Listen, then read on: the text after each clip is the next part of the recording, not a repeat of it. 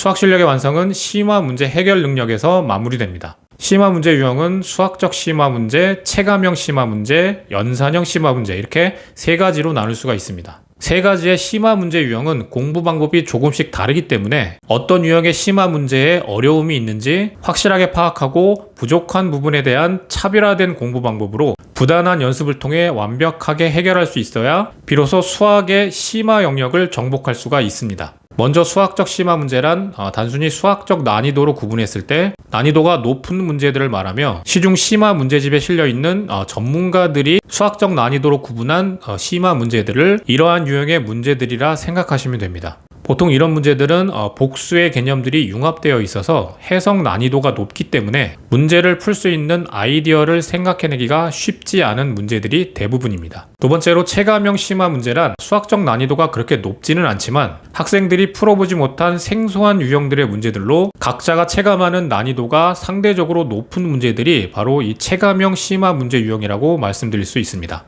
보통 이러한 체감형 심화 문제는 교과 내신 시험 문제에서 많이 볼 수 있기 때문에 출제 선생님들이 생각하시는 난이도와 직접 문제를 푸는 학생들의 체감 난이도가 다른 경우가 있는데 이런 문제들이 킬러 문제가 되는 경우가 많습니다. 세 번째 유형으로 연산형 심화 문제란 말 그대로 연산이 복잡하기 때문에 자연스럽게 풀이 시간이 늘어나는 이런 문제들을 연산형 심화 문제라고 합니다. 이러한 연산형 심화 문제는 기본적으로 연산 능력만 잘 갖추어져 있다면 풀어내는 데는 그렇게 어렵지 않지만 여기서 가장 중요한 점은 반드시 자신이 계산한 결과에 대한 자신감이 있어야 합니다. 올바른 심화 문제 공부 방법이란 수학적 심화 문제 역시 처음 풀 때는 생소한 유형들이기 때문에 충분한 시간적 고민으로 여러 가지 방법으로 부딪혀보고 시도해보는 포기하지 않는 도전적인 마인드가 무엇보다도 중요합니다. 시간에 쫓겨 5분 고민해서 못 풀었던 문제를 조금 여유를 가지고 10분 이상 생각해봤을 때 풀렸던 문제들이 의외로 많았다는 것을 스스로가 아마 한 번쯤은 경험해봤을 거라 생각됩니다.